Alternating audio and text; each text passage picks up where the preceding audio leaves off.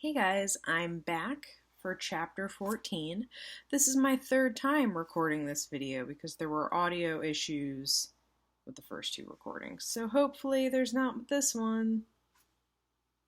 Okay. An arrest. The traffic light turned green and the three girls began to cross the street.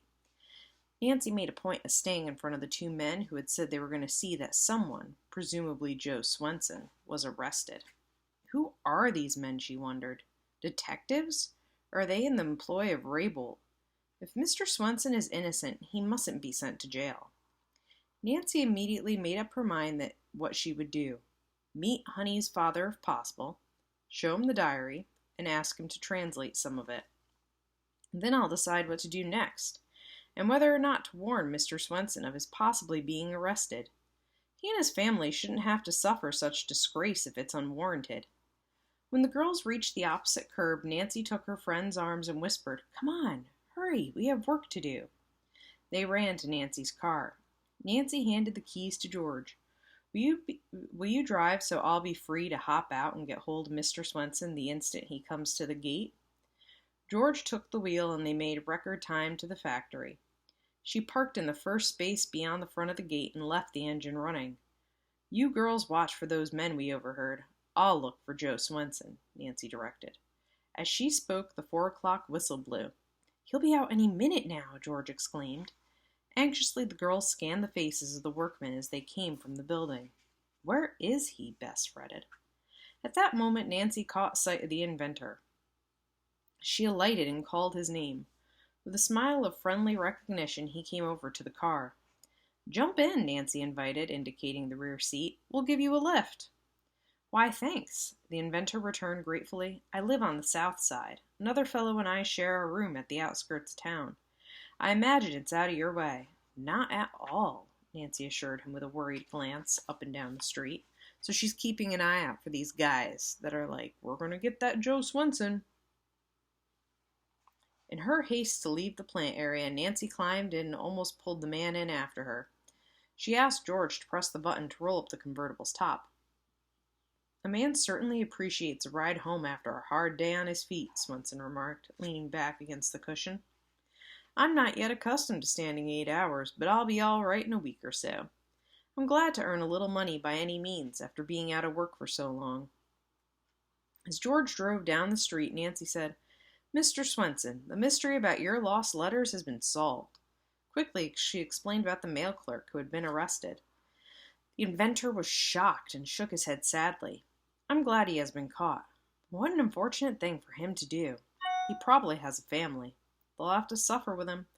Crimes, big or little, are so useless. Whatever profits they may bring are always temporary." Nancy nodded. She was becoming more convinced every minute that Joe Swenson was an honest person. "I have another surprise," she said. "Your diary was picked up near the drive to the Raybould house." She took the journal from her handbag. "Would you mind translating some of the Swedish for me?" "My diary! Oh, how lucky!" Almost affectionately, he began to turn the pages. "Here's an item about Honey's birthday, how she loved the little toy I made for her. I was always planning to try to market those mechanical dolls, but I never got to it." George interrupted to ask which direction to take, and Nancy said, "Oh, let's just ride out into the country." She wanted to elude the men who intended to arrest Mr. Swenson until she could make up her mind what to do. Suddenly, the inventor's face darkened. "Here's a note about Felix Raybould," he translated. "I have been warned by my friend Anson Heelberg not to let Raybould see my invention because I shall take a chance. I must because I need money for rent and food. He will give me an advance." Mr. Swenson remarked bitterly. "How I wish I had listened to Anson. Felix Raybould would not give me another cent or any part of a royalty from the use of my electrochemical process for putting a ceramic finish on steel." "How terribly unfair!" Bess cried out, and the other girls expressed the same opinion. So Mr. Raybould took advantage of him. He pretty much stole his idea and didn't give him any money or credit for it. It's very bad. Nancy then told the inventor that a friend of hers had found the signet ring. "I'll see that it is returned to you," Nancy assured him. "Well, that is good news," said Mr. Swenson. Nancy gradually switched the conversation to the Raybould fire and said, The investigators report that the explosions in the house could have been caused by a freak accident, a television set not working properly, a defective electronic heating device setting off some kind of explosive stored in the cellar. Mr. Swenson, have you any idea what really happened at the Raybolts? Mr. Swenson looked at Nancy searchingly. My answer might explain a good many angles to the case, he said slowly. As you probably know, it's against the law to store explosives without a permit. I believe Felix Raybolt was breaking that law. He probably was in the house waiting for me and accidentally caused the explosion himself. Whoa. So Felix is breaking the law, he has his explosives there, and he may have blown up his own house? Ugh. But they found no evidence of a body, Bess spoke up with a shudder. Mr. Raybolt undoubtedly escaped and then disappeared, knowing he would be arrested, the inventor said vehemently. But you didn't see him run out? Nancy queried. No. We should have looked for footprints, but I guess it's too late now, Nancy remarked. Oh, why didn't we think of that? Bess murmured. She had turned around to watch out the rear window for any pursuers. Suddenly she gasped. Police! George had just passed a side road. From it shot a car with 2 state troopers. When it turned in their direction, George said grimly, I hope they're not after us. All the occupants of the convertible grew tense, but Nancy said, just keep going at the same speed. Let's not act guiltily. By this time she was convinced of Mr. Swenson's innocence and hoped fervently that the officers were not pursuing her car. Nancy doubted they would take her word about the truth of the inventor's story. Maybe they're after someone else, for speeding, Bess said, though without conviction. Nancy stole a glance at the rear window. Her spirits sank. The police car was gaining on them, but did not look as though it was going to pass the convertible. An uneasy thought crossed Nancy's mind. If those troopers are after Joe Swenson, then George, Bess, and I might be arrested for aiding a suspected criminal to escape. George was forced to slow down for a sharp curve. Directly beyond it, 2 men were driving a small herd of cattle across the highway. What luck! George cried, slowing down. She honked her horn and tried to edge through, but only succeeded in frightening the cows so that they stood motionless. The convertible came to a halt. Behind it, the police car drew nearer. Nancy had a sudden impulse to tell Joe Swenson to duck down out of sight, then checked herself.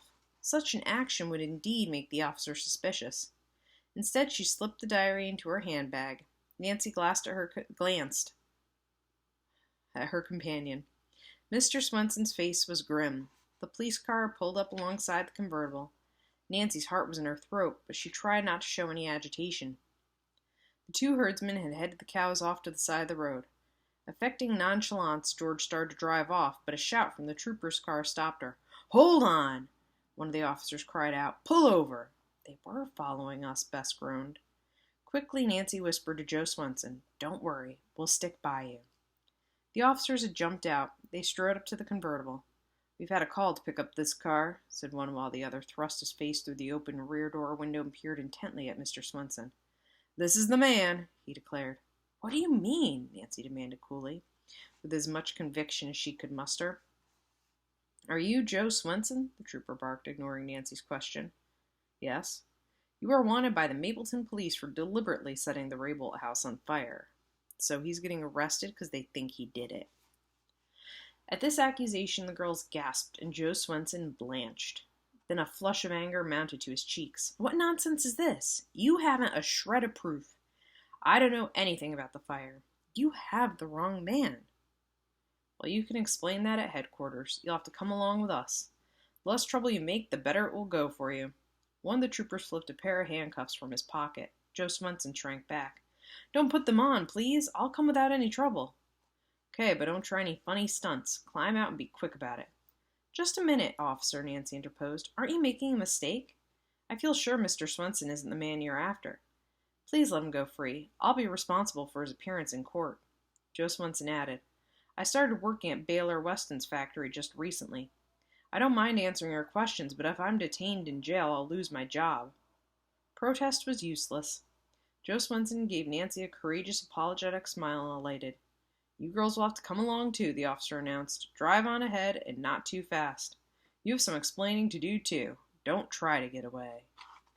Ooh, so Nancy and her friends are getting taken in too.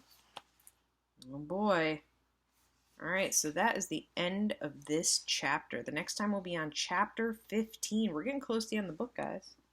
This is how much we have left. This is how much I've read to you. Yeah, exciting, right? So I'll see you soon.